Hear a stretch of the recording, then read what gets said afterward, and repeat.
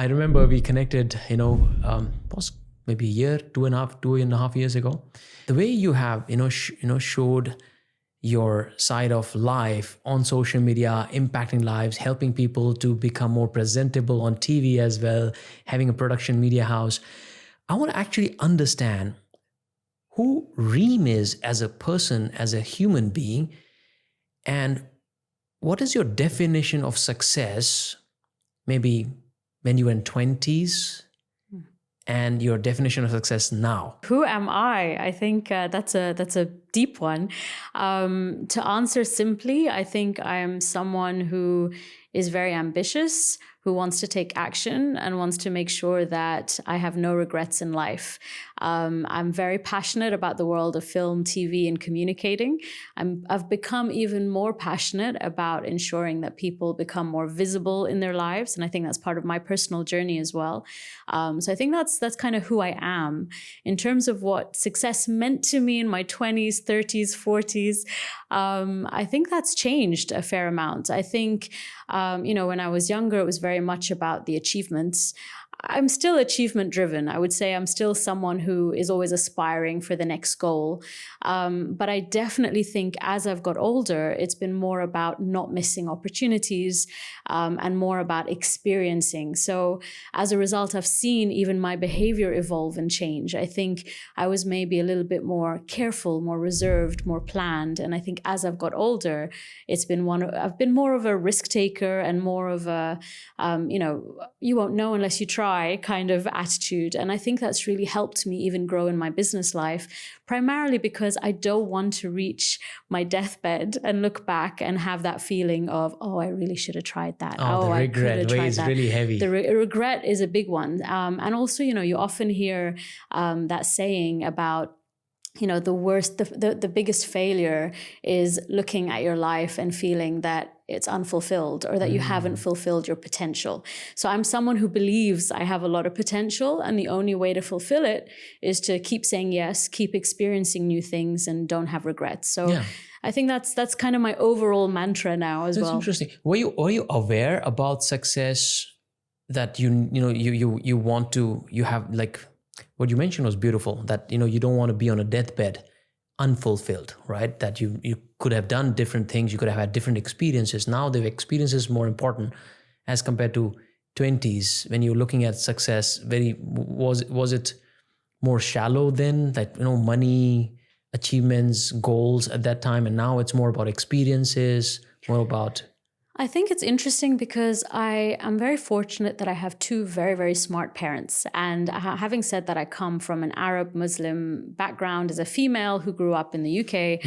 And, I grew up around many people whose goal in life, many females whose goal in life was to get married, right? And even in my world, in Libya, they get married very young. They get out of university and they're married, and that becomes their life. And when I was in my early 20s, I spent a few months in Libya, and it was fascinating to me because they were genuinely happy with that life.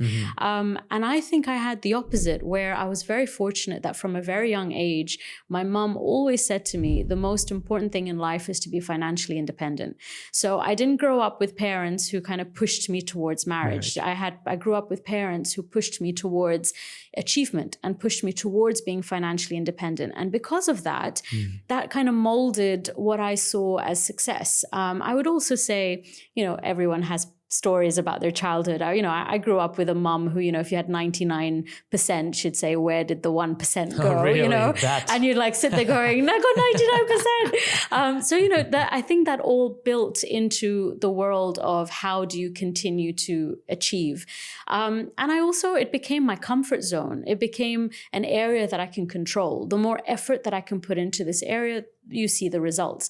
So I was very, very focused. And not to say I'm not now, but I think as I've got older, I've realized that perhaps I was so focused on achieving certain things that I missed out on other experiences, or maybe I didn't enjoy myself the way I could have, or maybe... Like what? Well, I think it's just, I was always very safe. I was always a good student. I was always, one of those who would study first. I was one of... Studious one. I was a studious, yeah. Not bunking the classes. Exactly. And I think it's understanding that you can still enjoy life and you can still still, aspire to have different experiences, and just by saying yes to opportunities when they present themselves.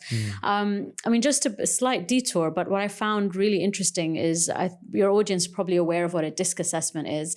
And that's kind of the personality test that you do. Test, yeah. And I remember I'd always done these personality tests, and I'm very fascinated by them. And I was always told, looking at the results, that I was like more of an introvert, that I was an examiner, introvert, nurturer. And then eventually, you adapt. When I started my business, I had to adapt and become more of an extrovert and more of a go-getter. And so my adapted personality was an extrovert. However, what I found really interesting, I'm obsessed with Tony Robbins, and I did one of his workshops last year, which included a DISC assessment. And when I sat with the coach, she said to me, "Oh, you're really lucky because your natural personality matches your adapted personality." And I was like, I've never heard that before. I've always been told that I'm, quite introverted and I've adapted to become more of an extrovert go-getter. She's like, no, naturally you are a go-getter extrovert. And now, you seem to be a go-getter extrovert. So the fact that you're aligned is great. And I'm like, this doesn't make any sense. And she said, well, actually, have you ever considered that you grew up in an environment that didn't allow you to be the extrovert that you naturally are? So perhaps because of the environment that you're in, you become a more careful person, a more reserved person. And then now, later in life, you've got more freedom to be your actual personality. And it made so much sense. It made so much sense, like, oh my God, yes, I've spent my childhood or my 20s a little bit more, just observing my culture more, observing traditions more, that family influence is there. And then 30s and 40s, I've kind of broken away from that, and therefore I'm more me. So I think that can be seen in how I behave and in my business as well. Interesting.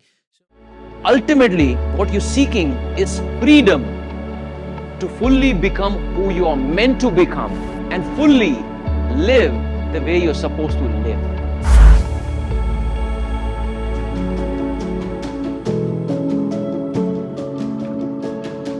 Something was suppressing me. I started working on myself, but the progress was at the snail's speed. I was very much fearful. Whenever I think about leaving my job, I'm not able to take that decision.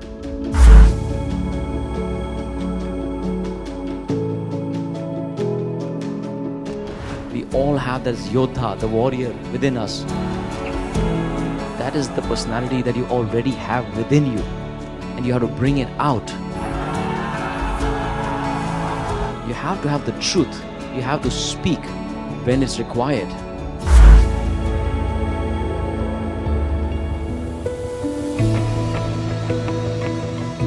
I cried after this session almost after good 30-40 years. I think I spent most of yesterday crying. When you connect with your heart in a safe space with people who are on the same journey, I think it's an incredibly powerful thing to do. I feel I have won all the fears and I'm the king of my own kingdom. Now onwards, I am a warrior wherever I want. I want to speak, definitely I will speak. I will do what I need to do and let the universe decide the result. Let it flow. From now onwards, I'll be taking massive actions and no excuses at all.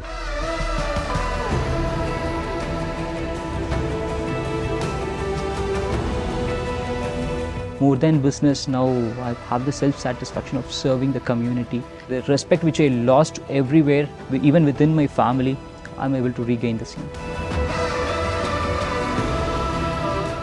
I can say I came with a very huge burden, but end of the day I can say I'm growing as a new version of me.